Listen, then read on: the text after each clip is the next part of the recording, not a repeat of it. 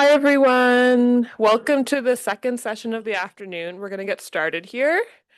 Just so we're all on the same page, this session is Farming for Food Justice, CLTs for Equitable Land Access, and it's going to be run by Cheyenne Sundance and John Gagnon. They are the co-founders of Sundance Commons. You want to press the button there on the bottom? No. I don't know if we press that. I Okay. Hello, how's everyone doing? Good. Everyone understands that there's tattoos, don't. suckers, and candy. Okay. They're not stickers. Okay. Oh. Okay, so just a little introduction because this session's a bit different because there is a kind of fun little activity halfway through. So first, we'll just discuss what Sundance Commons is all about as a land access organization, and then a little bit of the big picture agricultural context and how we believe the CLT model is ideal for what we're trying to do and equitable land access more generally. And then we'll do a community world building exercise that is very fun, and I hope it's as fun for everyone else. We've done it in the past, and yeah, it's been exciting. So that's kind of generally what we're going to be doing for the next hour and a half. And these are pictures of us. Yeah, so I'll go first. So my name's John Gagnon. I didn't start farming until about 10 years ago. I was in film and television, and I just generally got into intentional community living and farming and gardening. So my experience is more in community farms. So I've been in a few different community farms, incubator farms, and kind of very interested in kind of that grassroots bureaucracy, the kind of, you know, introducing some consensual bureaucracy to anarchist. I find very interesting and just sharing resources and what that looks like. But I've been a market gardener for 7, 8 years now. So small scale, this is mostly hand tools, maybe a bit of a tractor at first to start everything up, but everybody's very much like a market gardener where we're growing a bunch of annual vegetables, maybe some layer chickens, but very small scale, everything within half acre to like 2, 3 acres.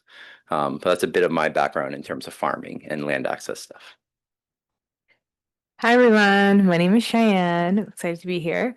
So before Sundance Commons and all this kind of great work we're doing, me and John, I didn't really know much about vegetables, but I started my first farm when I was about 22, 23, and I actually started as an urban farm in Downsview Park. How many here have been to Toronto, know about Toronto? Almost everyone, I think. So Downsview Park is north of the city, so it's still transit accessible, which makes it a really unique location. It's actually federally owned land. So I was really renting from the government, which was kind of crazy because there was thousands and thousands and thousands and thousands of dollars of rent a month. But I scaled up from a meager 800 square feet when I was around, I think it was like 2019, September, to by 2021, I had 1.3 acres of field and then 2,000 square feet heated greenhouses. So it was very intense for a young Cheyenne who just wanted to have some fun and figure it out. But then I had, 3 full-time employees. I was paying a living wage. I was doing 3 big farmers markets in Toronto, and I had a 120 person weekly produce box that I sent out. So I've scaled the farm up considerably when I was young to, let's say, I think it was like 24, 25 when we hit our peak. But through that process of leasing from the government, seeing how little urban agricultural land there really was, and it was kind of like a crabs in a bucket mentality where everyone was vying for the same grants, vying for the same meager pieces of land. And I was thinking there must be a better way. There must be a way to farm in community to not be burnt out paying such a high lease. And also learn from other people because I didn't grow up in a farming family. I didn't even really know a lot about growing food. I just watched a couple of YouTube videos and I took my delusions into the field. So for me, I took a big risk. And John and I actually met through Instagram because that was my mode of posting about what I was doing because I thought maybe one day it'll work out. And we actually started talking about land access. And that's kind of how I got started in the beginning stages of my agricultural career, seeing how many hurdles they were. I was thinking I was the lucky one because I was making it through. I was, paying the bills, doing all these things. But then I was seeing other people around me wanting to do the same thing, but not having that same luck because maybe they didn't talk to the right person at, the leasing office I did, right? Or maybe they didn't get into the markets at the right time of the farmers markets. So I've always been in the mindset of it'd be better to do this not alone. But yeah, that's a little bit about me. And I don't have any formal training, didn't finish high school or anything, so it was largely learning as I go. So Sundance Commons. A little bit of, I just changed the picture. I didn't want to see my face for that much longer. But first, so Cheyenne and I were discussing land access, incubator farms, kind of what worked, what didn't, what were the challenges. A lot of power dynamics with the landowner and then someone that's kind of doesn't know if they'll be there, whether even later in the season, let alone the next year. Extremely challenging when you're a farmer. Every year you're adding, ideally you're adding soil nutrients, you're adding to the soil. And so it's really hard to make anything work if you don't know if you have tenure for more than 2 or 3 years. So long-term land access is super critical. So we went on a few road trips. So we visited some really important ones. This is the hardest farm name to say, but I love it. Ferme à Champ, which is just outside, just on in Western Quebec. That's a worker co-op that had some very interesting things going on. L'Ange Gardien, also in Quebec, that municipally owned land that was offering 5-year leases kind of to new farmers so that they can share the resources on the same land, but everyone started their own business. That was very inspiring to us. And then, well, Waldegrave in Tatamagouche Community Land Trust is one of the pioneers, I believe, in agricultural land trust in Canada. So we visited those as well as the eco village that I used to live at. I'm still in talks all the time, looking at their bylaws, looking at things that were interesting. And so we did a lot of research and we said, okay, well, where's kind of our easiest entry point? And so we did a bit of a trial where Cheyenne had a half acre at where I work, and so at a charity farm, an outdoor center. So we figured out the systems there, what that would look like, and then we basically kind of slowly incorporated. Cheyenne had a previous nonprofit that was mostly about programming and training youth on agriculture. So we expanded onto that and kind of changed the name to Sundance Commons to include equitable land access and ideally land ownership and land stewardship, farmland stewardship specifically. So once we did that, we also began talking a little bit about like how to promote it. Cheyenne had basically a test incubator at Downsview the last season that you were at Downsview Park. And that's where we met some members farmers who would become future members. And then we had a little bit of a launch party where everyone got to meet each other. So what kind of crops they're going to grow, and how we were going to manage all the different farmers at different locations. So one thing that was helpful in kind of the model that we're working on and still setting up, but at this point, early when we started, was to kind of be the long-term eyes in terms of succession, in terms of crop rotation. So we knew if someone's going to grow these type of crops, this might be the best location. Some crops don't need as much water access, so we know we have low water pressure at this residential site, but we know at this site we have like really good water pressure from a city, well or something, or city water. So we kind of worked with them and also their ability to, can they commute, can they get to these locations, do they need it to be transit accessible? And so yeah, we kind of started there. I'm going to go right into. So this is generally with saying all of that, but the Commons was started to meet the needs of new farmers who would like to start their own farm enterprises with community support, with an emphasis on urban and peri-urban locations. So in a few slides, we'll go over our locations specifically, but we have 5 at the moment. Of course, our long-term aim is to secure farmland ownership to ensure this accessibility and education in perpetuity. So you see, as we're presenting Sundance Commons, you'll see where the CLT model is kind of evident that it would make sense for us to pursue. Part of why the long-term ownership or a long-term lease on farmland would be useful is because we do want to offer, and we have ad hoc workshops on livestock or fruit or orcharding, where that takes many years to set up, and we can't always do that if we're only on 1 or 2 year leases. And this is our mission statement. So we provide the tools, the guidance, and the access to new farmers facing barriers to entry in the agricultural sector and land access more broadly. So you can see here is a member learning how to use a walk-behind tractor. So that's a tool that kind of makes sense to share. You're not going to use it all the time. And then we have also Carrie and Ming, who actually met through the Commons, started their own flower business, and now they kind of joined Cheyenne at some of the farmers markets. So exciting stuff. I'll let you take this. Yeah, so for the locations we have, we're about, I would say 2 years, John, 2 years old. We're about 2 years old. So a lot of these relationships were built, some of them in pre-existing times, like let's say John and I met, and that's why one of the locations near Schomburg, which is at a charity farm, happened because we had an existing relationship, which made it a bit easier. But we have 5 locations. So one at a charity farm, which is about, I would say, a good chunk of space because we have like about 4 or 5 farmer members there growing flowers, growing vegetables, growing herbs, having a good time. We also have one in Georgetown, Ontario. If you're familiar with Milton in Ontario, it's very close to there. That's actually an orchard that we have a partnership with.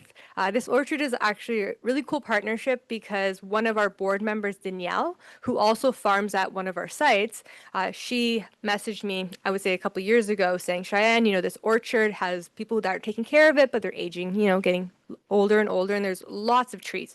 And we'd like some support. So Sundance Commons, over relationship building and talking, decided to make a partnership with AMA Canada and Sundance Commons, which basically means we provide a paid apprenticeship to the orchard, who is Kwame in the previous photos you saw with the apple picking. So we provide a paid apprenticeship, and the orchard, AMA Canada, can have that labor to help support the ongoing operations. And we also get fruit out of it as a nonprofit. So that extra revenue does help at the end of the year, of course.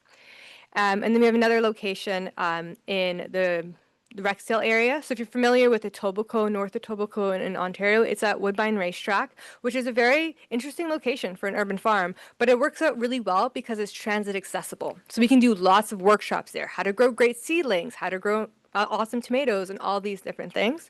We also have another location in the Rouge Valley area, so east of Toronto, and that is mainly for bees. So one of our board members and also farmer member, Selena, grows, raises lots of bees. Lots of bees to me because in one beehive, you can have hundreds and hundreds and hundreds of bees. So Selena grows great bees. And then we have another location, which is actually new. It's in Mount Forest, and that's actually at my farm. And because it's at my farm, I can offer very, very long-term leases as long as really I can offer. And Kwame grows garlic there, and we're hoping to have more crops there because I love the company. I'm in the middle of nowhere. So Mount Forest is quite far. It's about an hour and a half from the GTA. If you're familiar with Guelph, it's within the same county. So we have those 5 farms. Sometimes when I'm looking at this map, I'm like, wow, it's only been 2 years and we have five farms we're managing. But we don't do this alone. We actually have a really awesome board made up of people who are actually growing food at these sites. So myself and John are on the board, Danielle, Carrie, and Selena, and they all grow food as well. So those are our locations. And one thing before we go to the next slide, in the current locations here. So one of our locations did have a flower farmer last season, and then this season said that, it was too much work. I have a job, so they decided not to. What the Commons is kind of able to do is to cover crop, that's kind of when you're spreading out seed to just kind of maintain the soil, your kind of weed suppression, nutrient retention out of the soil. So we're able to kind of see that and very quickly, because these plots are quite small, so it's very not that cost prohibitive to cover crop. So we're able to kind of long-term look at that and kind of make sure that we always, like, whether different members come in and out, we're always able to ensure that the soil health is improving.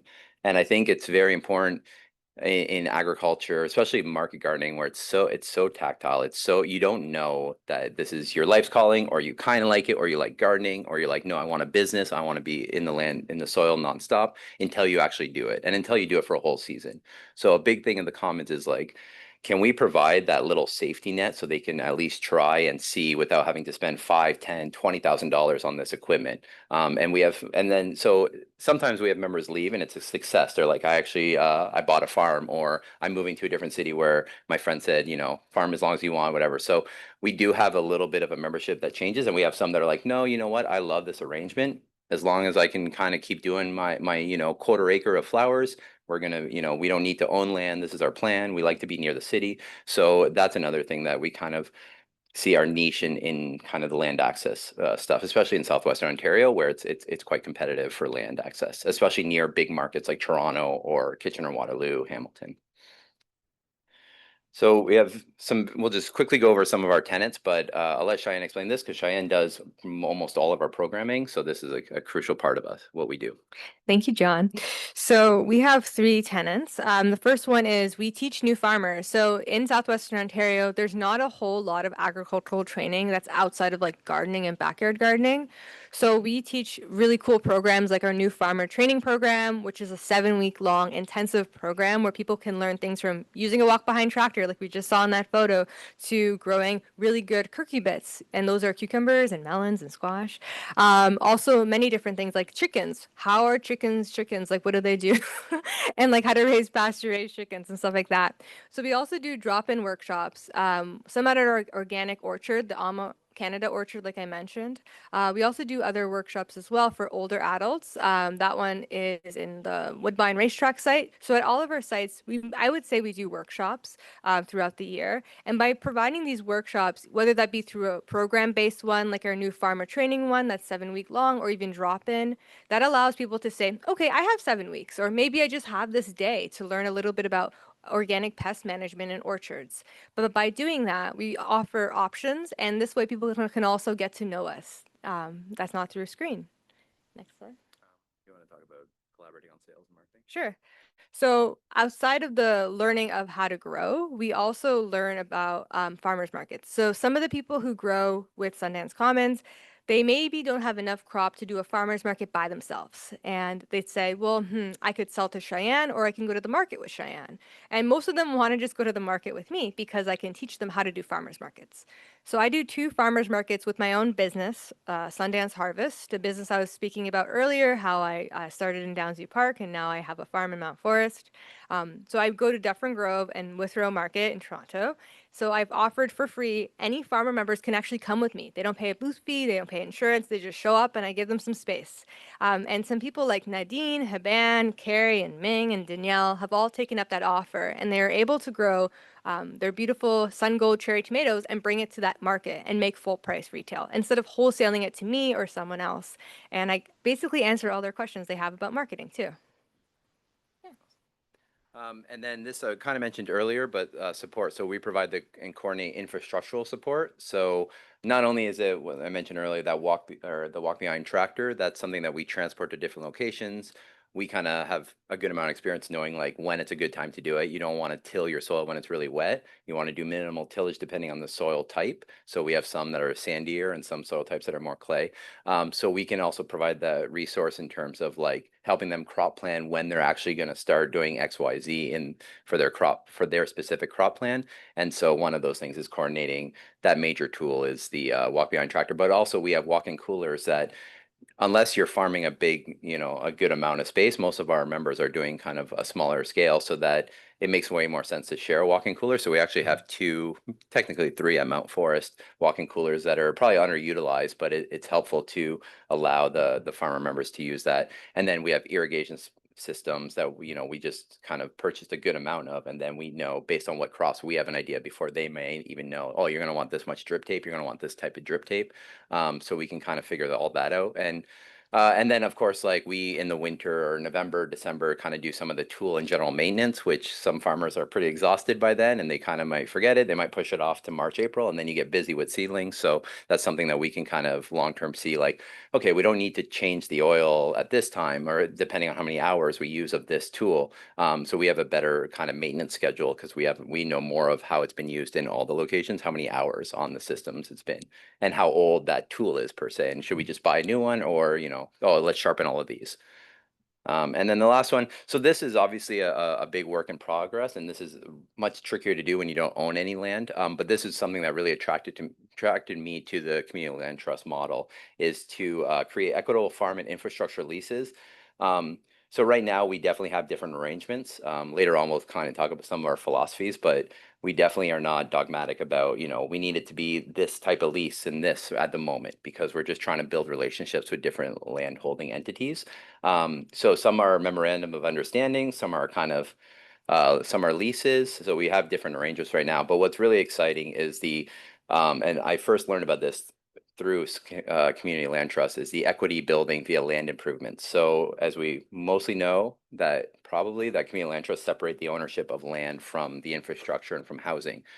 So what I find very exciting is that many new farmers will likely not be able to buy a farm outright, but it's very exciting that they could build equity through land, definitely land improvements, so or even a greenhouse, and say, well, if you left, we would have, this much equity that you can take out from that greenhouse. Or even ecological ones I find very exciting, the future of that in terms of installing a hedgerow or something that will help the farm but isn't a commodity itself, that helps other aspects and helps ecologically as well on the farm. So you can have that long-term regenerative aspect of how to transform a farm to be more regenerative while not putting all the burden on one farmer or on Sundance Commons itself. How can we share that and also share the equity of it and kind of see that long term, so that we know, oh, that member told us this is their last year, but they've put in XYZ. How can we build up that equity for them so that they have, it's not going to be a huge amount of equity, but it's something that, hey, we appreciate the long-term efforts you put in that are not just about you getting a crop, but about helping the overall farm. So here's, an XYZ system. Of course, this is a work in progress, but it's a core tenet that we are working on. We're researching, trying to figure it out. But again, way more useful if we had a long-term lease, a 20, 30-year lease, or farmland ownership. These are fun. So some of you may be familiar. This is our quote common values and philosophy, but you might be familiar with sociocracy, which is a governance and decision-making model. So I was very, very into it when I was in the intentional community world. Most intentional communities use a lot of consensus, which could kind of get bogged down for various ways that we'll probably get into, maybe spoiler in our activity. But one of the cores of sociocracy is just to move things along and to get things done, because a lot of concern sometimes comes from a philosophical concern that may or may not happen, is safe enough to try, good enough for now. So we're not, that's why we have different lease arrangements. We're just like, let's get people on the land. Let's build those relationships tactilely and real, because we can theorize of what's a perfect lease or something we didn't think of, but can we do it safe enough to try and good enough for now has really been helpful for us. Just Cheyenne is also a bit like, I didn't know this saying, but build the airplane while you're flying it, which I find very exciting and super nerve-wracking. But I think this helps that this is my safety mirror. So Cheyenne is the airplane saying, this is my saying, and then we meet somewhere in the middle. And then this is, I'm not sure, but I'm sure people have heard this, but don't let the perfect be the enemy of the good. We are not going to solve all the problems in food, in agriculture. It's so daunting when you get down into it. We have big plans. We've worked on, migrant labor rights is a huge one that comes up every time. And we're like, where do we fit in? How can we work on that? But right now we're offering more land access for free with all the tools and resources. This is what we probably would have wanted when we started farming. This is what I would have loved to see the eco village I lived at do. This is probably what you would have liked to see Downsview do more of. How can we, let's not let the fact that we're not hitting all these home runs on all these different issues that we think, are super important, while still kind of working towards better than the status quo. And then Cheyenne might speak a little bit of the last one. Yeah. So I'm definitely very much so building an airplane as I'm flying it currently still today. So for the future of urban agriculture is rural, that saying really rings true to me. Like I said earlier, I was in my early 20s, I'm 28 now. I was within the realm of nonprofit agriculture and urban agriculture. And I was seeing that people were often, there was so much contention, and there's so much, this person doesn't like this person because they lost out on a lease, and this person lost out on this big, big grant because this project went in and took it. So there was a lot of that infighting, and I kept seeing that, and I kept thinking, wow, these people don't maybe realize that like 30 minutes from here, there's a beautiful horse farm that just has awesome pasture that can be converted into agriculture. Like there's so much good quality agricultural land right outside Toronto, but it's being developed and consistently highways being put in and farmland being pushed out and out. So the saying the future of urban agriculture is rural is saying we don't deserve these scraps in urban agriculture. We deserve good soil, we deserve good land, and we deserve to have communities that are raised up in rural settings instead of made feel to be pushed out. And like I've moved pretty rural. I will definitely say people look at me in the grocery store, but for me, moving to Mount Forest, far away from Toronto, in my opinion, has slowly trickled in new people who may not look like the average farmer. A lot of my staff, they are quite diverse, and they're saying, maybe I'll settle down here. Maybe I'll go to Mount Forest. Maybe I'll live at your farm and like have a community. So what I think is there's always going to be people who are going to have to go into a place and kind of make space for themselves. By making space for themselves, they can build a whole table. By building that whole table, then you have other people who have similar experiences to you, maybe want to do really cool radical stuff, but just didn't have community. So by saying that, the last point, I think that has been everything I wanted in agriculture is just to have the space to do something really radical and really freeing. And I think that's what the commons is. So do you have any other points in that last point? Because I feel like you have a lot of poignant thoughts. Yeah, it does feel like it's a little bit of a NIMBYism of there's just like people that, don't want that in their backyard of these. But then when you look at municipal plans, their 2030, 2050 plans, they talk about rural diversification, creating jobs rurally, rural revitalization. It does feel like I don't know why they're putting such effort into urban agriculture when there's, in our opinion, and I think it's true that there's just such a lack of that effort just a little bit outside the city.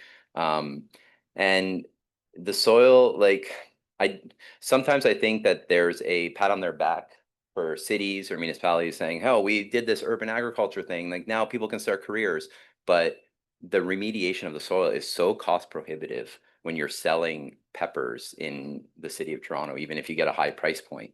Like, yeah, it just seems incongruent with the word sometimes in terms, unless you're going to do a huge amount of upfront capital into supporting them to hit that level. And that's kind of what we're trying to do with the Sundance Commons. Don't buy sprinkler equipment. Don't worry about those big costs. We can handle them. I think that's part of urban ag is like, well, if we don't know what to do with the site anyways. Downsview is a former military base. So let's do farming. Okay, so we're going to be putting 50K into compost to get XYZ crop yield. Where can we meet a little bit in the middle, knowing that like this is part of your plan and this is part of a plan of a major city. Like it's on, especially as it relates to race and agriculture, in terms of Downsview being mostly racialized farmers and being like, well, we did our part. So I think there's a future there. And I do think urban agriculture has an amazing place as an educational component, as a component for incubation and resource sharing. But it's not the only thing. And it's definitely not going to address food insecurity in any substantial way. And so we recently received a grant to kind of finish up our strategic plan and kind of look through a few of kind of what we want to achieve in the next 5 years. So some of this already mentioned, so we'll just go through it quickly, but an incubator farm. So that's a farm that is actually like a teaching ground. Ideally, technically, I would say we have incubator farms. We have 5, but we want one centralized location for efficiency, for sharing resources, for having like workshops, ideally transit accessible or just outside of the city of Toronto. So that's a big aim of ours. Urban teaching gardens, again, we still believe there's an important space, especially green space, where you can kind of blur the area of what is just green space and what is farm, not only agriculture, but agriculture that is aimed towards careers. So not maybe just planter boxes, but like a bit of a larger scale. I think there's a lot of beautiful space to do that in cities like Toronto and probably all cities. As mentioned, equity building for members, that's something that works kind of in tandem with having long-term tenure somewhere or ownership, but definitely something we research. I know there's a community bonds workshop. We've been to community bonds workshops in the past. It's something that kind of excites us to see how community bonds could help fund some of those equity building for members, a kind of a grow a farmer program.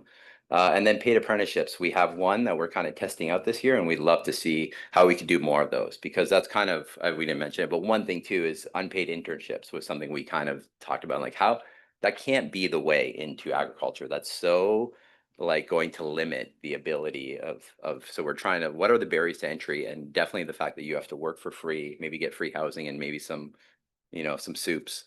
Like, and I've done an unpaid internship. It's not for everyone. So yeah, could we get more into these paid apprenticeship partnerships where someone has land and something, especially like fruit, where it's established, and we didn't have to wait those 7 to 10 years for yield to come, but now we can help manage. And as someone who has experience with intentional communities, usually an older demographic that has done amazing work setting up some perennial systems because they're about sustainable living. So perennials, crops that come back every year is super important. Asparagus, a lot of fruit. I think there is a lot of wiggle room in there to get paid apprenticeships in there to do training and allow for some of that yield to cover the cost of what that paid apprenticeship could look like. And we're always trying to develop new locations because we want to. So we do have discussions with different organizations. So whether it's just a private landowner, or whether it's an agri-hood, there's a bunch, but of course they're preliminary right now, but just a few discussions that are always about, not just Sundance Commons, but, what it could look like to create equitable land access that makes sense for the people you claim to be serving. If we could have a voice at that table, even if it's not necessarily for the commons, I think instead of all these problematic incubator farms that can come up and then sometimes don't make it through a little bit of a tight window. So that was kind of about the commons. Now we're going to talk a little bit about agriculture, equity, and access, and a little bit about the CLT model. So just quickly, just Canadian agriculture at a glance. Obviously, the average farmer is aging, and there's not as many younger farmers replacing the aging. Only 12% of farms have a succession plan in place. A succession plan is kind of a formalized plan of what it's going to look like to pass on ownership. I grew up in a family farm, so my grandpa had one. They can be kind of patriarchal. My mom and my aunt were given a certain XYZ because they weren't farming. Older uncle, there's a lot of things. I don't know all the details. It didn't feel that good. It felt, the more I've been reading about it, there's definitely room for improvement, and there's room for obviously to improve the 12%. Because again, with kind of as mentioned, that planning long term, I think a lot of people think of succession planning when it's too late. It's something you should be talking about probably like earlier, so that it's there's less tension in the air. It gets very tense. When it gets tense, you take the path of least resistance, which is a real estate agent, and which is it's going on the commodity, it's going on the market, and the equitableness is basically gone once you do that. And then you can see that the crisis has kind of ramped up over the last 20 years in terms of cost. No one I know, the idea with an incubator farm is that, well, if you got free access to land and you learned how to build your business and you built up your markets, that you would be able to save enough money for a down payment. I don't know if that's ever existed in Ontario, but it definitely hasn't existed in 30 or 40 years. I'm sure it's very similar all across the country and possibly all around the Western world. So that's an issue. That's something where, again, we're not going to address that. That's a big picture thing, but we can find our role in fighting for, the speculation, the consolidation of farmland, all these different issues. And of course, 50% of vegetables and 75% of fruit are imported. That wasn't the case not that long ago. So there's a correlation between the consolidation and what crops you grow, because farmland, more of a prairie issue, but definitely an issue everywhere.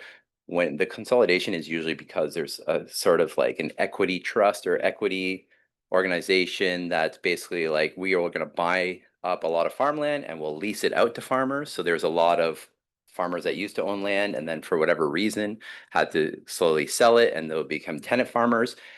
And it might be fine until they need to cash out, and then it's not fine. And then that cash out just creates more consolidation to the point where we might have 5 or 6 corporations owning, all the prairie grain. Yeah, so agriculture is a colonial tool in Canada. This is quite obvious. We're not academics. We might not have the research, but you can feel it. You can see it. It's ongoing. I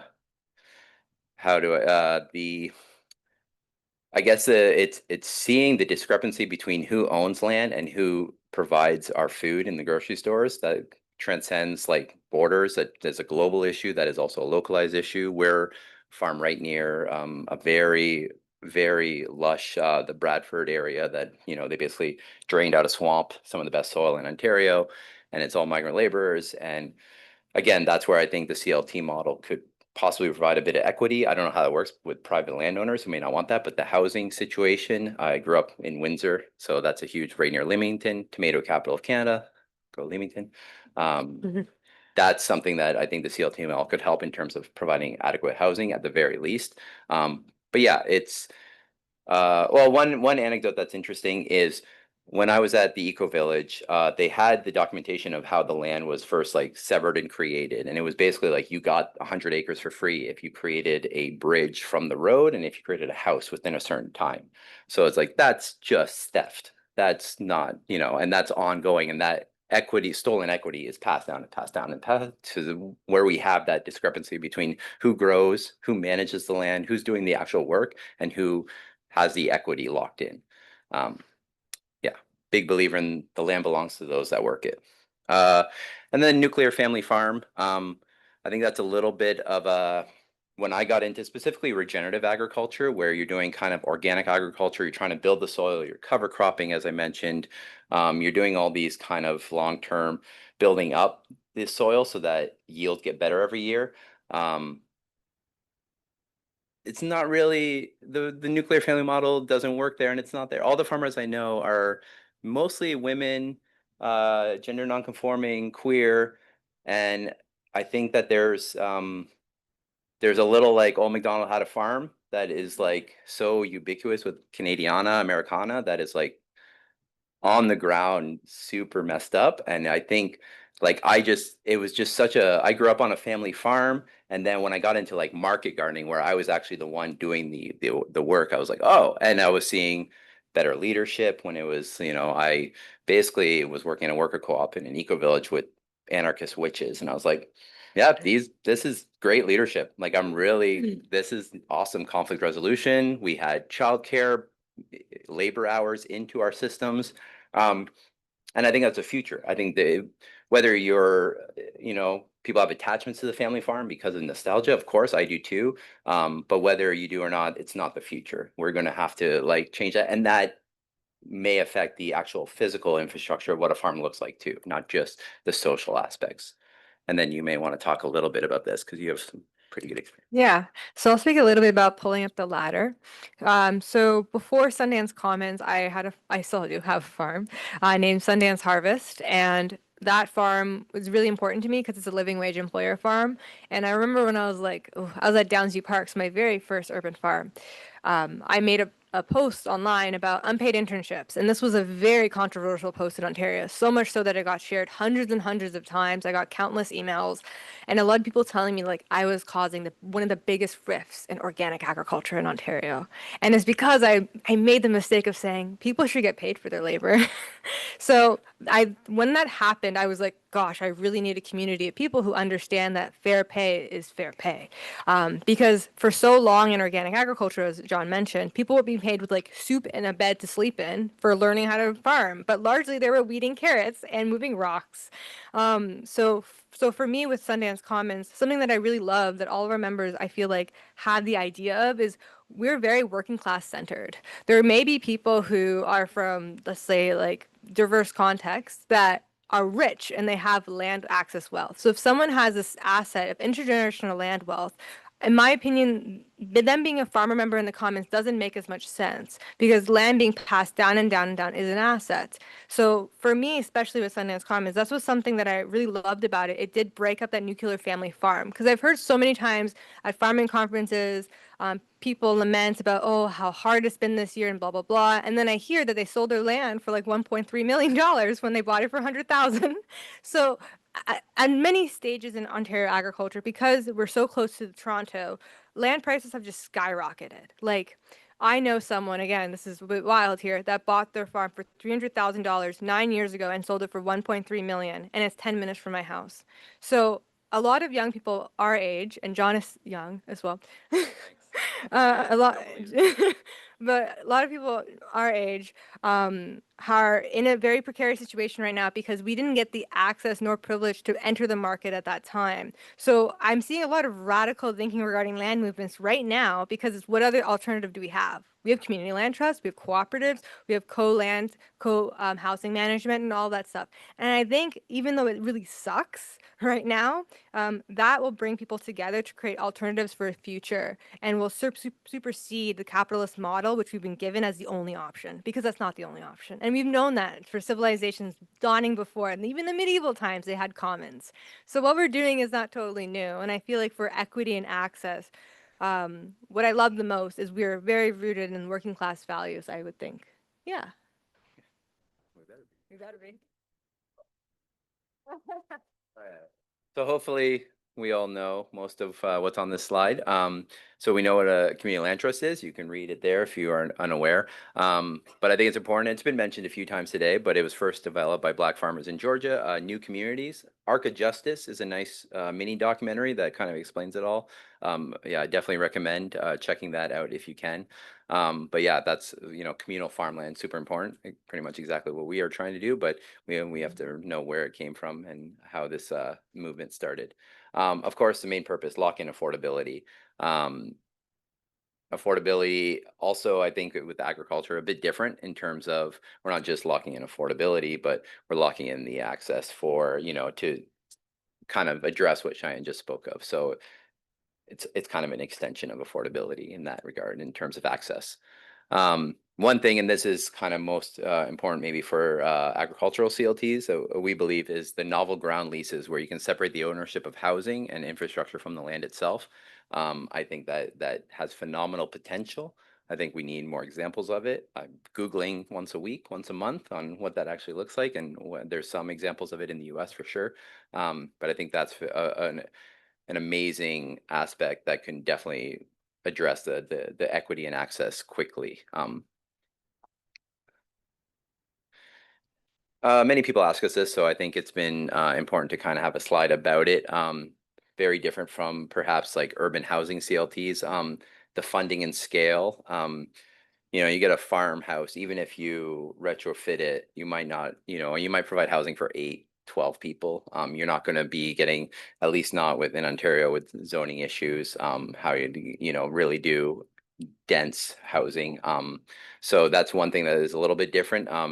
And then it relates to the second part that housing is a small component, and it's much more about land access. It's about dealing with farmland preservation, a huge issue just outside of Toronto with Doug Ford being interested in making some bigger highways, more highways, farmland succession, the consolidation of farmland, which also just leads it into being more of a speculative market. It's much easier to do that when it's in larger parcels. So having smaller parcels is super important. And then obviously sustainability. We're probably going to need to have a little bit more of a local food system. We used to, if you look at the data of like how much our fruits and veg used to come from Ontario and what it is at now, it's like that's going to change, regardless whether it's ecologically enforced or we are proactive about it. So again, I think that's something CLTs can help with as well. An alternative to traditional farmland succession plans, I think succession plans, like I mentioned, I only know really the experience, my personal family experience with it. There's definitely room for improvement. There's room to think outside the box. And I think this is part of it too, is there's room to, in terms of thinking outside the box, something we talk about often is the rural and urban connection. And that's why I think urban farms can still play a role, but I think there's a connection that's lacking there. It's often talked about in the eco-village movement that there's urban eco-villages that can provide certain things that rural can't and vice versa. And so I think a succession plan that opens up space that sees, tries to address these private property, like, no, I just want someone to buy my farm and this is what and to kind of work on succession in terms of like, what does a retiring farmer need? Not what is the market, what will the market bear in terms of the price of that farm. I think there's a lot of room to work with that as well. And this one's a bit challenging, and we've had this discussion for a few years now, that community is not necessarily geographic specific or place based. Very different from a lot of the amazing CLTs that we've heard about and we'll hear about over the weekend in terms of, this was something unjustly stolen, or we're trying to recapture something.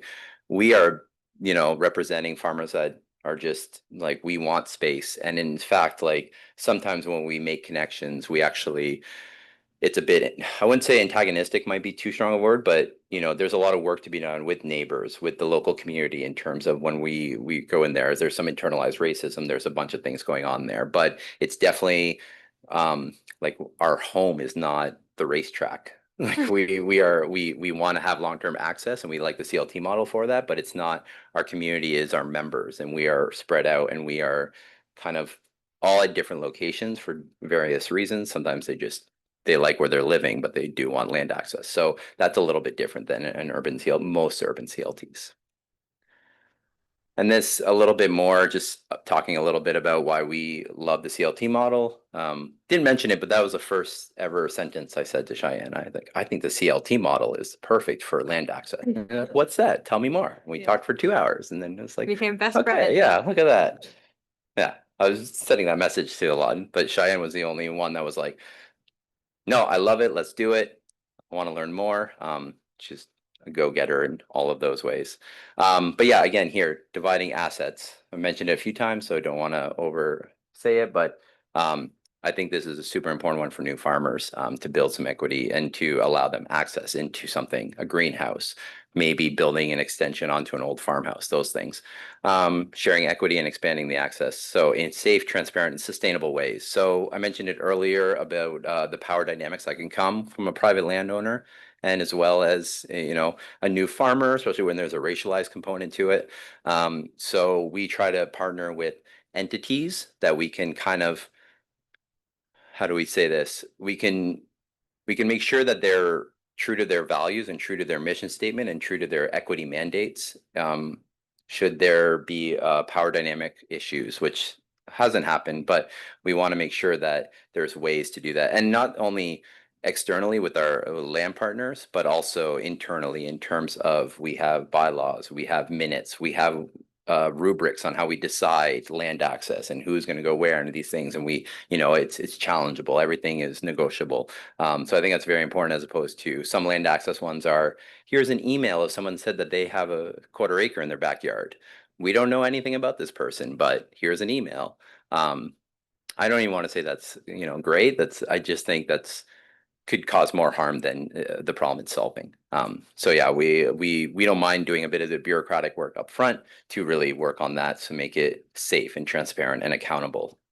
And then for us, we also have various membership classes. So we just changed our bylaws to have 2 classes. Some of you may be aware in CLTs, it's usually a tripartite board where it's people, residents of the CLT, then it's people that engage with it, whether they run a business, and then it's maybe like sector professionals or people that you're getting advice from, experts or people that want to really support it. We just have 2 membership classes right now. We have farmer members who they get their land access from Sundance Commons, and then we have just Class B members that are just people that want to be supporters that, they may use some equipment, but they don't get their land access from Sundance Commons. And that's, I think, important in terms of farmland. The transition of farmlands is developing that different type of engagement that you want to ensure that you have access and you create accessible pathways to engagement with farmland, with rural spaces, with nature. But you're not forcing people. I know it's something at the Eco Village when I used to live at, that you had to be a farmer to get housing for this specific housing, like they reserved it for a farmer. And I could see the value in that, but it also is problematic as well. So I think it's better to have a system in place that kind of explains what that type of engagement is. So it's not at the whims of being like, well, what is a farmer and why, and that space isn't being used. Could I not, rent it out? So I think that's important too, to have different membership classes to ensure the access while keeping it transparent and accountable. Question time though. Should we do questions Yeah, now? questions now. Okay. No one read this. Secret. No. So thank you so much for listening to this initial part of our presentation. Before we start our very exciting interactive activity, let's do questions. Do you have any questions about, oh, we have a question right there before I said something. I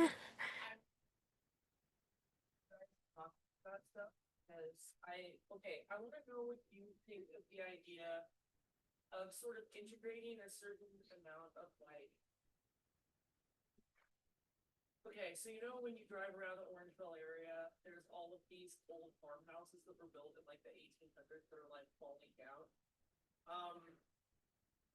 And I'm wondering like if there's a way to sort of pitch it to like those sort of more rural communities that are so close to Toronto as like to do a sort of a historical preservation of the architectural housing in combination with the farmland sort of thing. You know what I mean? Like, have you guys ever thought of sort of acquiring an old house like that and then sort of getting it on the heritage list and like rebuilding it so that it's like it used to be? I don't know, like the have you guys ever thought of that aspect of it? I've thought of it. We haven't really done anything in that regard. I think since we've kind of had our launch party about 2 years ago, it's been kind of like meeting the members, and a lot of our members are like, I'm noticing it more too with younger farmers, like they want a separation. So they're like, we love like where we're living or our housing, or they're, they've been set up or, whatever.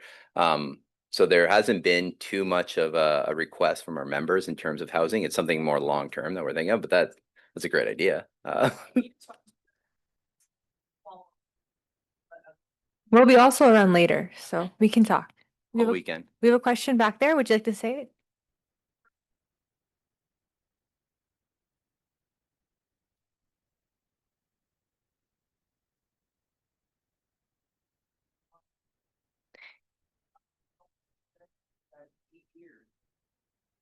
Targeted disadvantage youth.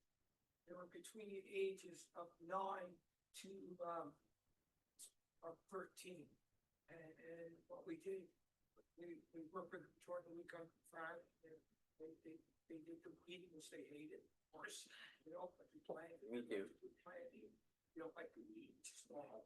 And then we took them to the farmers market. Really successful, because when we went there, they seen young kids. Actually, from the south, I'm from Yarmouth, Scotia, from the south end of Yarmouth, which has a bad rep, and it worked really well. The issue was I ran out of the kids that were from the disadvantaged community. I started with the kids that were well off, and I didn't want that. They were that's something that I found was really, really useful in Yarmouth. Yeah, so that's really. Oh yeah. Yeah, lots of options for in that Toronto aspect.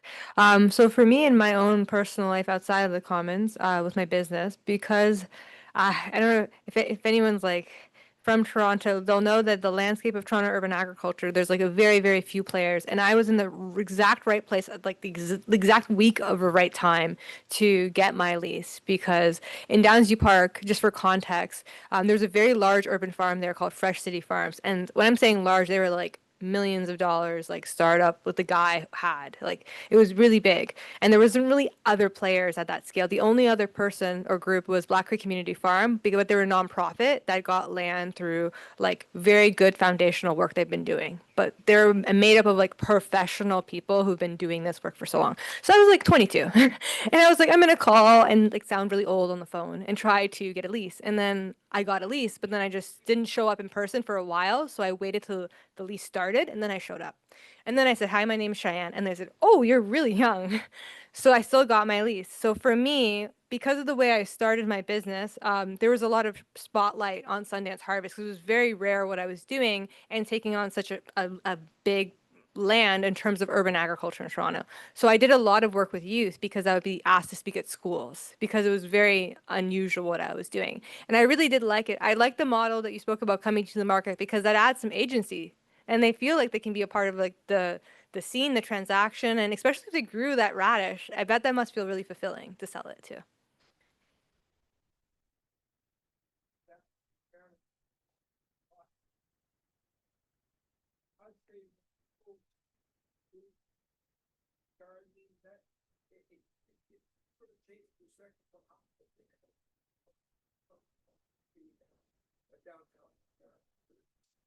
Yeah, that's great. Thank you. Do we have any other questions? Oh, yes.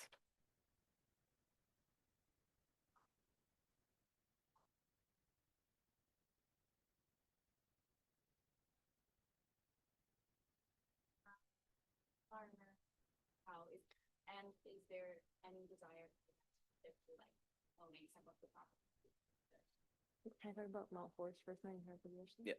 So out of our 5 farms, there's 4 that are more of a, either a memorandum of understanding or an agreement of some sort for multi-year. But for the one farm that isn't, so much so in a very similar arrangement. So I purchased the farm last year, and I'm currently in creating a lease with the Commons as long as legally basically possible. Because I do know in Ontario, there's a stipulation that you can't do like a 800-year lease. Like it's like, I think it's 20 years. So I'm learning about that and doing that. So that would be a very, very secured space. And we could just do a rolling lease if that's legally allowed, because Ontario laws are so different for real estate.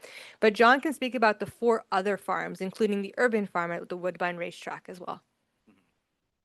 Yeah, so a lot of them are owned by pretty established entities, whether it's a charity or if it's a corporation. So we're not gonna kind of be able to get into ownership there. I think what we want with some of them is to expand the size of it, or at least get a 5-year lease would be nice with some of them. But yeah, I think that's it. In terms of Oh yeah, AMA is an interesting one because that's where we have a paid apprenticeship learning and kind of co-managing the orchard. They would probably they've asked us if we would grow vegetables there, so that would be a good one too as well. That I think we'd be able to get a long-term lease. But yeah, out of all the ones, yeah, there's none that are will retain ownership of the current locations we're at. And we were a bit strategic that we didn't want to work with private landowners too much. We wanted to work with entities like a charity or something. Yeah. I also want to just quickly add, one of the biggest benefits I've found working with institutions is they take care of a lot of things, especially if working with youth or sustainability is in their mandate. Like, for example, Woodbine Racetrack, they just repaired the greenhouse. I just texted them this morning, there's a hole, okay, and they fix it. And imagine if I was, or Sundance Commons was leasing a spot and then we had to own a spot too. We'd have to do all those repairs, especially if it's a private homeowner. They wouldn't repair that greenhouse. So sometimes with institutions, you can really like work with what they want to say to the public. And then you can hold them accountable for those ideals they're saying they're doing. So I really like that. And at some of our sites, even we have access to electricity and water. And if we had to own our own site, those utilities would fall on us. And then we'd have to write lots more grants for that.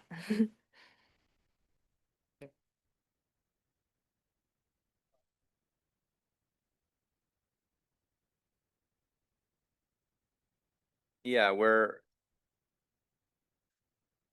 we're all organic. No one's certified. I only know kind of organic. I think both of us, like, we don't have too much experience with conventional agriculture. I don't think we're like dogmatic that they must. I think that would probably be for now based off the landholder, whether they, I think at least a few of them, they wouldn't allow it. But I think because we're mainly a big portion of it is about land access in terms of agricultural careers. And again, I think if we limit it to organic, do we know? I would hate to limit it to someone who has a business plan that might use conventional approaches here and there in a smart kind of case by case way. Because we know that our grocery stores and our fridges, even if we're buying organic, sometimes most of our grain is filled with glyphosate. Like it's we're just passing it on to migrant laborers. Like, so I don't mind if people want to start kind of like dabbling in that. But that being said, huge emphasis on organic, especially in regenerative ag. It's organic. Our land holders would also probably not allow for conventional, and we train and everything we know is organic. Yes, another question back there.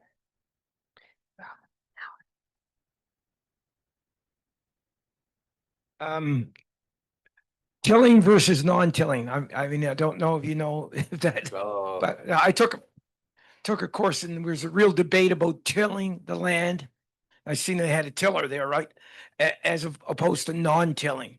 So Yeah, I so don't think we ever arrived to yeah. We have I don't think it's controversial, but agriculture is so land specific and case by case. I've seen, I think people that promote no-till don't always get pay their rent or their mortgages with the yield, and they're YouTube YouTube farmers. I think, and I've done no-till. The thing I'm a little bit more, I push back a lot more on organic practices because I lived on an eco village where 20, 30 people were dedicated to it, and we were all exhausted. And we looked around and said, cool, we got carrots until March. We are doing nothing on food security, on big issues.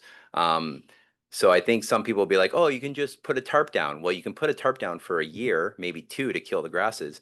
what if you're paying $3,000 a month for that land? Are you going to be able to not get a yield out of it? You own the land, sure, put a tarp down in the back 40 on a couple, sure, that's possible. I think tillage, there's a place for it. It depends on your soil type. So there's a lot there. There's how tillage is also a spectrum. How deep are you going? How often are you doing it? What weeds you have. If you have annual weeds, I think there's a better solution. If you're dealing with what we deal with mostly is like twitch grass, quack grass, rhizonial grasses. When there's a problem there, they don't die right away if you tarp them, if you do no-till ways. So to me, I wouldn't really have any real advice until I saw the site and I knew their crop plan and I knew what their purposes was and their scale. Here you go. Yeah. Activity. Yeah. So, thank you for the questions. If you have any other questions, we'll be around after. But now it's time for the activity. So we have a good amount of time, I hope, to do this activity, and John will introduce it and we'll get it going. And it's going to be fun, I think.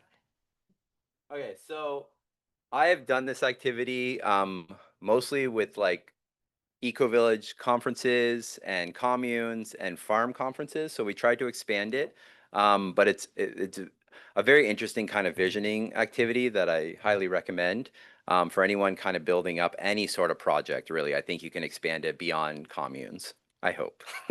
But it's from Jana Ludwig. I want to give her a shout out. Yeah, she's written a bunch of amazing books that are about not only intentional community living, but just building any projects collaboratively, collectively. So again, I've done this for people that are trying to build actual like living together intentional community arrangements. So you can see there's examples there. They're pretty small to read, but there are spectrums to everything. And I know the first thing that someone might say is like, it depends, or, oh, but this works with this. And I think at the core for some things, that isn't true.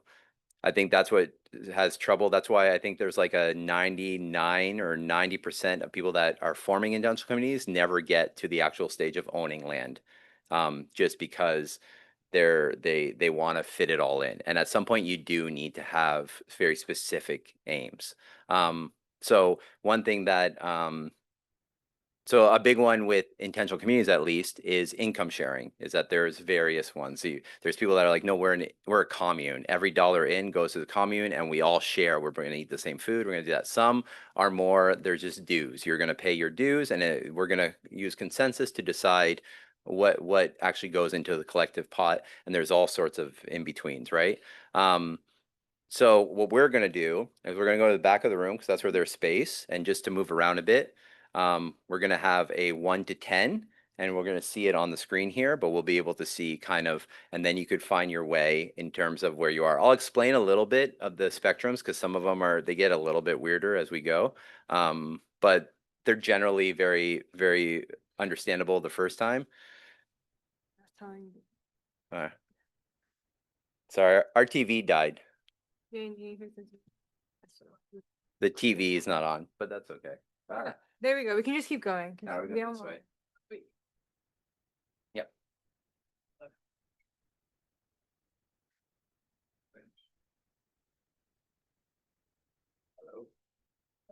Hello, hello. Oh, don't like the sound of my voice. Yeah, so I think we can all if you have accessibility issues, you can do it sitting down, and there's a system to use your hands. But yeah, I think we'll work towards the back. One last thing is that we're gonna go and pick a spectrum in terms of where we are, and then with your hands, you're gonna pick a tolerance. So if you're like, no, I want income sharing, and I want every dollar to go in, your arms are like this. If you're like, I'm kind of want like my own personal finances, but I could be persuaded, maybe you're like this. And we're gonna go through a few different spectrums. Yeah. Here, you have a pen. Here, I have a pen in my pocket. Okay, let's see if it still works. Yeah, don't just follow your friends too. This is also like fun. There's no contract here. So if you are in banking and you're like, you know what? I want to start a commune. I want to start an anarchist commune. Now's your chance. Once you go out the door, no contract. You can do anything. So let's do the first one and see here. So this is the first round. I don't know if I'll have time to do multiple rounds, but so this is bigger stuff. So this is actually stuff that like most intentional communities, they do kind of like need to make sure they're roughly on the same page with. So it is important. So the first one, okay, you can see the numbers not there. Let's say this is 1 and this is 10. Oh, I feel like I'm starting a dance. I don't know how to dance. Sorry? Most what? Oh, well, I'll explain that part, but like just so everyone's on the same page. So with this first one is at what scale? This is very important. So let's say at this scale is very small. So this scale is you just want to co-house with 2 or 3 friends, maybe a few more. Middle is like an intentional community. Maybe it's an organization that, you know, serves 50 to 100 members. It's a co-housing unit maybe. And then moving this way, maybe we're closer to like you want a city block, you want to like get thousands of people affordable housing or something, or you want to start an agricultural collective like some in Europe where there's thousands of farmers that work together. And you know what? We can go as far as this is like one world. What you want, you have the right idea, and you're like, no, this is going to be based off consensus, and we're going to make sure I'm the voice of the people are heard, but I want the whole world involved, or the continent, or the country, or the city. Yeah, somewhere there. I'm going to play too. Okay. Feel free to look around, see where everyone goes. I want to, yeah, take some, we have all the time. I know, I'm trying to think. I want to be, yeah, I think I want to be here, but I'm pretty, you can put your arms out too if you're like, I could be persuaded. If you don't want to be persuaded, you're like, no, I'm comfortable here, but I could be persuaded. Okay, look around. Yeah, okay. That's good. I'm happy there's a great amount of diversity. That's awesome. I was really worried. Some of these there's not gonna be as much diversity, but maybe there will be. We'll see. I'm interested. Okay, cool. Looks good. Look around. Try to look around and see where people are, where their arms are. If you could persuade them to get to your side a bit. Okay, let's see the next one. Okay, so I mentioned this a bit earlier. So sharing cost. So let's go. This is your everything is going to the entity. There's whether it's a commune, it's, you know, the city block, the co-housing, you know, here's my paycheck. Let the community decide how that money is spent. You're all here.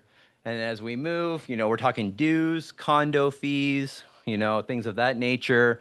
Maybe some taxes if you're getting into the bigger scale from the last one, not this way. And then as we go this way, now we're talking individual finances. Like I want to work on this project, like we're going to work together, but I want my own individual finances and we'll figure it out from there. I do want to add, I forgot to add this. I think this activity is more fun if you act like you will succeed, you will achieve your aims. Don't pick because you're like, that's not realistic. In this room, you will change the world with your project. It'll be super successful. It'll be a lot of hard work, but it will happen. Don't let the reality of things happen. We don't have to worry about reality in here. That's for out there. Okay, look around. Okay, can be persuaded. Okay, moving around. Okay. Look around, look around. Okay, in the middle more. That's interesting. Okay. Okay. All right. Next one. Okay, this is a classic, more for eco villages, but obviously it matters. So urban, rural, pretty straightforward. So we'll say this is urban. That's rural, all the way to the end. We know in the middle. Now, if you're against the wall, you're like maybe an hour, 2 hours away from a grocery store. So you're really okay. Yeah, peri-urban. This is like, you know, maybe it's like the suburbs. You've transformed the suburbs. No, it could be for anything. If you want to do co-housing, yeah. What your actual project is, we're going to get into that very soon. Yeah. Oh, okay. I guess I should have known this, that it was a farming one. Yeah. Okay. Because this is peri-urban. This is maybe you're right near a city or you're in a suburb or something. Okay.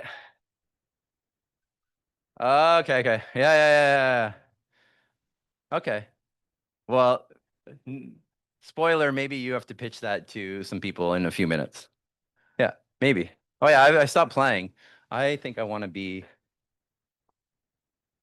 No, I mean, like yeah, I'm here, but I could be persuaded. Okay, what's the next one? All right, decision making. So we're gonna say this is consensus over here. Is everyone aware of consensus? Okay, everyone agrees. Now there's varying forms. So I'll explain them because I just learned about some of them and some of them I used to know and now I had to revisit it for this activity. So then there's is it called N Street consensus?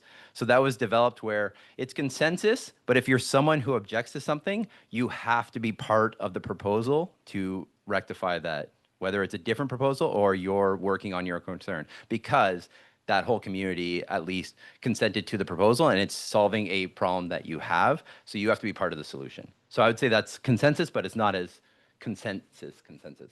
Then there's sociocracy's consent decision making, where it's not so much like you agree with it, is that it's safe enough to try, good enough for now. You're like, I can live with that. You might want to put evaluative mechanisms in that proposal saying, my concern is this. So if this happens, we have to address this proposal, or there's a sunset clause in the proposal where the proposal goes away after 6 months because, hey, my concern actually turned out to be true, or my concern didn't happen. It was just in my head, or it might happen. I'm still scared. I want this sunset clause extended. So that's like a middle ground. And then you're getting into like majority rule, Robert's rules, all that fun stuff. Most of us are, if you're in a nonprofit, like that's kind of the decision making. Majority rule, you might have a 2/3 vote for special resolutions or important things. So you're around here. And then if you're against the wall, like you want to kind of, I mean, the word's there. You kind of want to have a full say. It might be the most best intentioned project. It might, change the world in the best way possible, but you're like, it's my decision. There are some eco villages where it is obviously single leader. Then we can get into cults and we can get into all that fun stuff. But there's one, a very interesting one that is, we do consensus first time. Oh, okay. There's one that does consensus, but if you don't come on consensus, then it goes to the central leader and they decide. It's a permy guy. It's really creepy, but it is a type. No, I'm not a huge fan. On this one, I'm the sociocracy boy. Yeah. Okay. Nice. Oh, this is so interesting. Okay. Okay, and then this one is your purpose. So we're gonna say this is internal. So this is kind of you're serving your members. You're looking internally. Your eco villages, I would say, lean way more towards internal. Not all of them. Some do a lot. So some eco villages, they'd be like, we're growing our own food for sustainability. There's other eco villages that I know there's one, I think it's called like the Superhero Alliance. They didn't own land, they didn't even live together, but they would just meet and bike around and volunteer in different cities. Super cool. Yeah, so and then external is like you're solving, big things that they might not affect you at all. You might be, I love land access. I'm never going to farm, but that's what we're going to work on. So this project, what I would be interested in is just things that don't affect me, really, that I wouldn't be there. And then you could have your arms out as well. I do like eating my own veggies, though. Yeah. Yeah, okay. All right. We're almost done this round. I think this is the last one. Oh, this is confusing. Okay. So this one is based off the Global Eco-Village Network, has kind of 4 dimensions of sustainability. So there's cultural, social, economic, and ecological. I think I have this slide because, we can't read that. So some people are confused between what's the difference between social and cultural. I think social is more like that building up of community on site. So it's like having activities, it's doing those things, it's childcare, it's decision making, participatory decision making. Culture is more like the big stuff, like you're promoting mindfulness or what do you have? Celebration, honor indigenous wisdom, kind of big picture stuff. And then I hope that ecological and economic are kind of self-evident. So it's a quadrant. I think what we'll do, so we'll say this is ecological, that's economic. Front of this table here is cultural. Back there is social. And you can point your arms towards like your second favorite thing. So cultural right here, social back there, economic there, ecological over there. Which one? Cultural is here, yeah. Yeah, point towards your second option. I think that's the best way to do the quadrant thing because, yeah.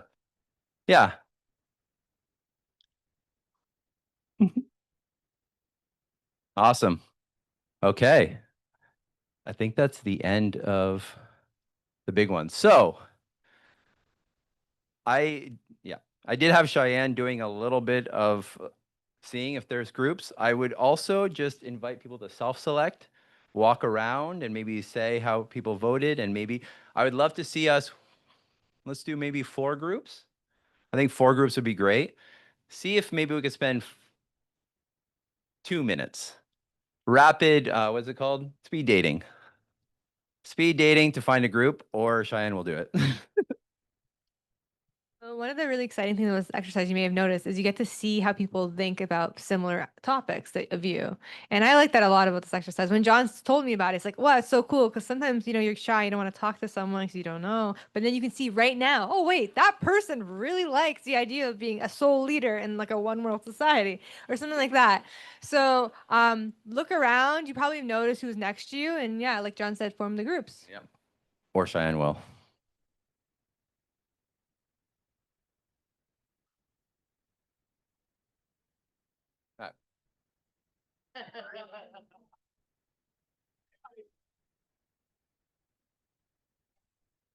Mostly like discuss and then they have to make up. You can. Just sit like I am. You can do it. Yeah. But we're gonna do this quick.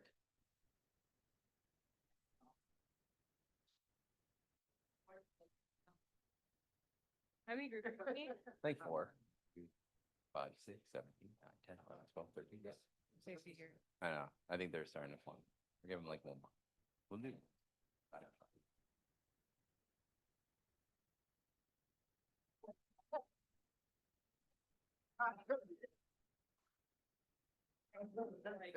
Okay, 30 seconds. 30 seconds. If you have a group, you can find a table. There's one last part of all this. No, that's cool. I think a bigger group's fine. We can do 3 groups. I think they formed into 3 groups. All right, no, that sounds great.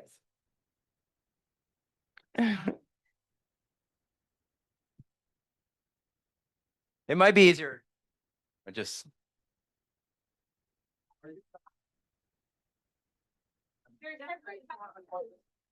Okay, we definitely don't have time for round 2, but round 2 had some weirder ones. So. Yeah. And also you can put any of your spectrums. Like a big one with eco villages is pets and a pet policy. There's like 7 things that all eco villages argue about. And they're pretty much like what the mainstream would argue about when you're living with someone. So it's how you raise children, it's money, it's pets, it's the environment or like the outdoors, it's shared spaces. I can't remember the other 2, but we won't have time for that. One thing I just found out what helium hand is, and I have it. It's like when someone volunteers, like, or someone says we need someone to do this, and you're like, because I can't take the silence. So the eco village is like, John, you have 14 action items. I'm like, well, I hate silence. Okay, so I've already done the tattoos, but obviously welcome to more. But yeah, a little bit of time you could take now to just talk a little bit about it. But I want to rush right through it because I'm selfishly interested in what this would look like. You're going to put together a little bit of a pitch, an elevator pitch of what your entity is based off your commonalities. Was it more, are you like an investment bank for co-housing? Are you a commune? All these things. But we'll do it real quick, but I'll give you 2 minutes to discuss. And in an alternative world, I'd give you 10.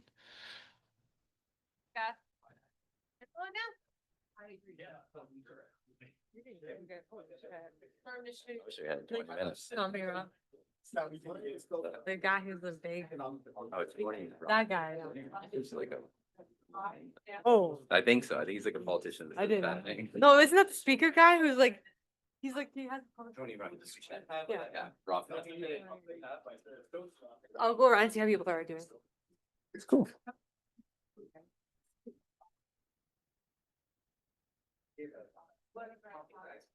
Yeah.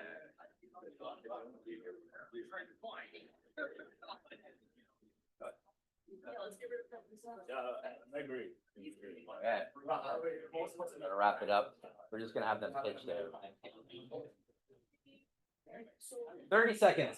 All of them. Yeah, it's a policy. Well, like 3 kids was supposed to stay at the 1925. I'm gonna vote. There's like 5 years. But that's the reason. Well, then we have a. Here. This is the last slide. Well,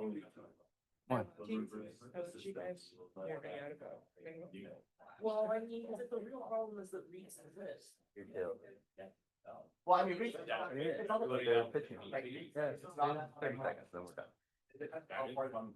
Longest elevator, so 45-second elevator ride.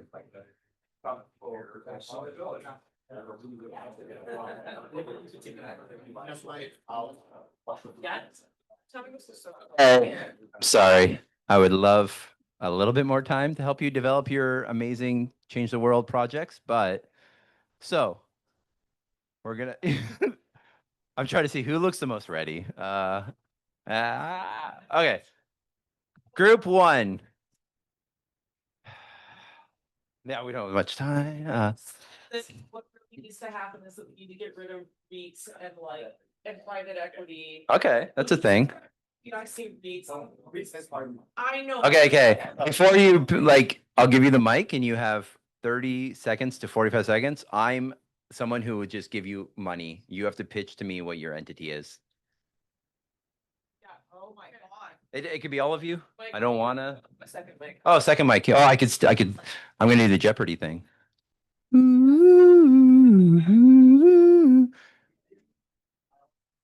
What's my pitch? Your pitch starts.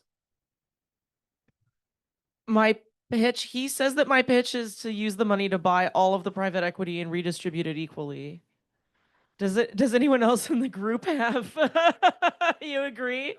I love that project. How would you do it? We would form a nonprofit, and then we would do like what Australia did with the gun buyback program. Do you guys know about this? Mm-hmm. But with private equity.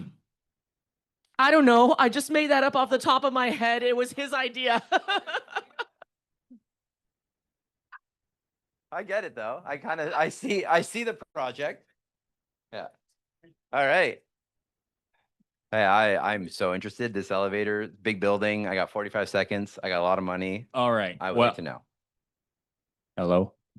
So I guess the organizing kind of issue here for us is the fact that we feel like we've kind of developed a society that is very kind of individualistic, individual focused. It's driving, it causes people to kind of develop habits that are non-cooperative.